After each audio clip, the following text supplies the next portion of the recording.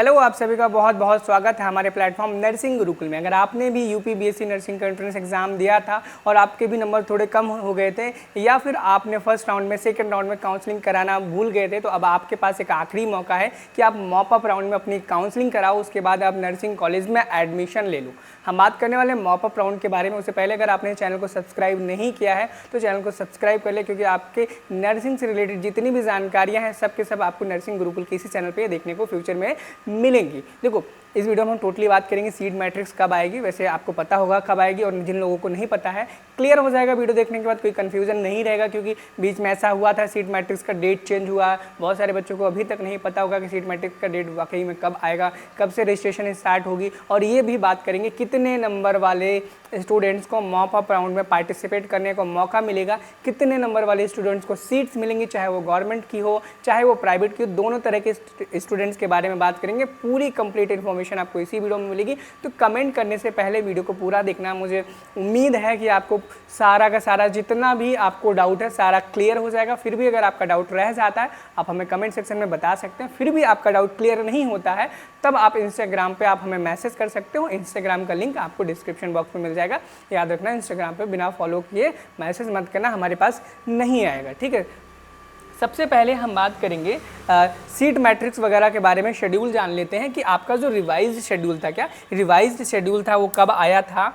आपका जो revise schedule है आपको याद होगा कि 12 तारीख को आया था। क्या 12 मॉप अप राउंड 12 तारीख को आपका रिवाइज्ड शेड्यूल आया था। क्या 12 तारीख को आपका रिवाइज्ड शेड्यूल आ चुका था, और जिसमें आपको पता होगा कि 12 तारीख से आपको प्री रेजिग्नेशन वाली सीट मैट्रिक्स देखने को मिल रही होगी। यानी कि 12 तारीख से लेकर के आपको 14 तारीख तक, क्या 14 तारीख तक प्री रेजिग्नेशन वाली सीट मैट्रिक्स आपको देखने को मिल रही थी। और 14 तारीख से 14, 15, 2 दिन का आपको समय दिया गया था अपनी सीट को रिज़ाइन करने का। क्या अपनी सीट को रिज़ाइन करने का मौका दिया गया था। बाकी रेजिग्नेशन आपका 12 तारीख से, बाकी मतलब जो पहले डेट थी उस डेट से आपका रेजिग्नेशन चल ही रहा था। और यहाँ पे आपका 14 तारीख को एंड हो गया था रेजिग्नेशन। क्या रेजिग्नेशन एंड हो गया था। मैं बता दूं, रिजाइन उन्हीं बच्चों के में ऑप्शन आया था जिन बच्चों ने किसी नर्सिंग कॉलेज में सीट अलॉट हो गई थी, एडमिशन ले लिया था, क्लासेस अटेंड करना स्टार्ट कर दिए थे, बट उन्हें किसी प्रॉब्लम की वजह से या फिर फीस की वजह से या दूरी होने की वजह से उन्हें वो कॉलेज छोड़ना था। इस वजह से उन्होंने रिज़ाइन किया।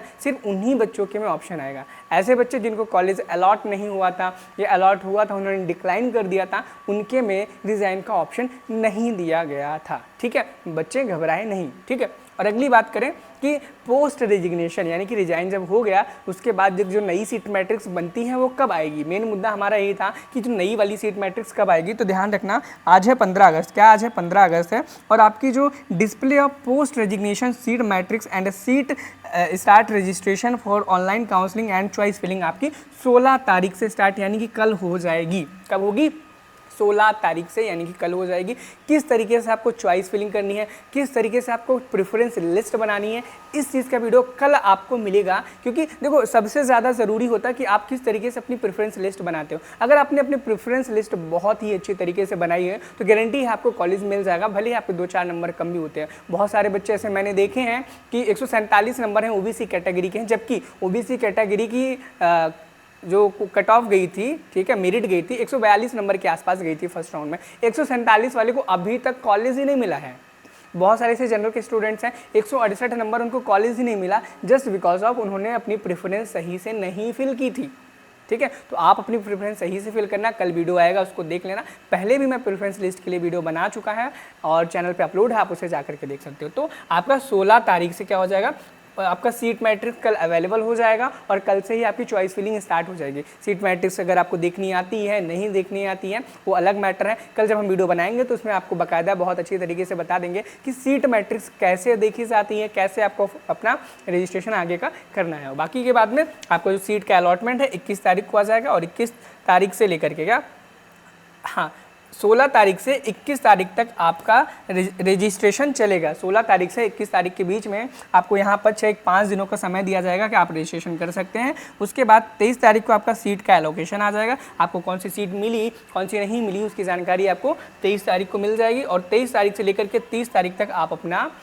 रिपोर्टिंग कॉलेज में करवा सकते हैं। ध्यान देना, एक बहुत ही इंपॉर्टेंट बात जो इस नोटिस में लिखी है, बच्चे नहीं ध्यान देते हैं, बाद में पछताना पड़ सकता है उनको। ध्यान देना, यहाँ पे एक नोटिस लिखा होगा कि after admission during round 1 and round 2 in the college if candidate does not resign from the seat mop up to 14/8/2024 up to 6 बजे, his her seat confirmation fee ₹40,000 and counselling fees security fees 5,000 will be 45। ठीक है, यहाँ पे वही लिखा है कि जिन बच्चों ने रिज़ाइन नहीं किया उनके 40,000 रुपये 5,000 रुपये जब्त कर लिया जाएगा। सबसे ज़्यादा इंपॉर्टेंट ये है, ये तो पुराने उन बच्चों के लिए जो मॉप अप में पार्टिसिपेट करना चाहते हैं। अब ये है कि जो बच्चे मॉप अप में राउंड में पार्टिसिपेट कर रहे हैं उनके लिए है, after the seat allotment and acceptance of mop up round if any candidate is not taking admission in allotted college till the last date of reporting in the college the allotted seat and security fee ₹5,000 and seat confirmation fees of ₹40,000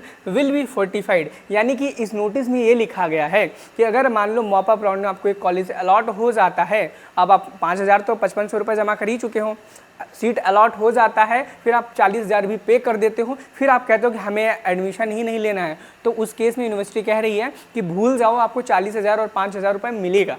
तो आप घबरा गए होंगे।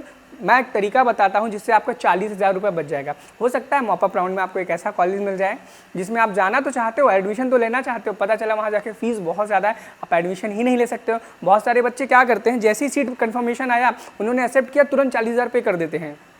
देखो बेटा, भाई बहन जो भी आप मुझे मानो, आप मुझे बड़ा भाई सर जो भी कहना चाहें कह सकते हो।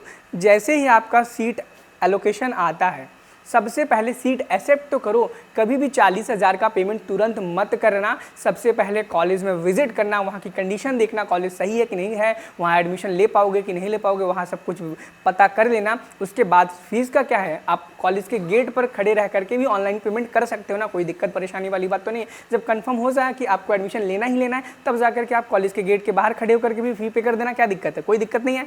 ठीक है, अगर आपने पहले एडमिशन ले लिया, 40,000 पे कर दिया, फिर बाद में पता चला आप नहीं ले सकते, बहुत दूर है, या भाई फीस बहुत ज़्यादा मांग रहे हैं, बहुत बार ऐसा केसेस देखे गए हैं कि कॉलेज कहते हैं कि हमारी फीस 1 लाख है। जब बच्चा एडमिशन के लिए जाता है, वहाँ पे बताया जाता है कि 1,90,000 हमारी फीस है, मतलब ब्राउचर में कुछ और दिया गया है और रियलिटी में कुछ और है। तो ऐसे केसेस होते हैं, इन चीज़ों से सावधान रहना। थोड़ा कुछ बातें समझ ना आए तो आप मुझे कॉल भी कर लेना, मेरा नंबर आपके पास होगा ही होगा। और 5,000 तो आपका भाई वापस मिलेगा ही नहीं अगर आपको सीट मिल गई। ध्यान देना, अगर आपको सीट मिल गई और आपने सीट नहीं ली, उसे छोड़ दिया, तो आपको 5,000 भी पैसा वापस नहीं मिलेगा। ये तो चलो डेट एंड शेड्यूल की बातें होगी। अब हम बात कर लेते हैं कि कितने नंबर वालों को कॉलेज मिलेगा, कितने वालों को नहीं मिलेगा। सबसे पहले हम बात कर लेते हैं गवर्नमेंट स्टूडेंट्स के लिए। क्या गवर्नमेंट कॉलेज के स्टूडेंट्स के लिए, ऐसे स्टूडेंट जो गवर्नमेंट कॉलेज की तलाश में है, गवर्नमेंट कॉलेज में एडमिशन लेना चाहते हैं इसी साल।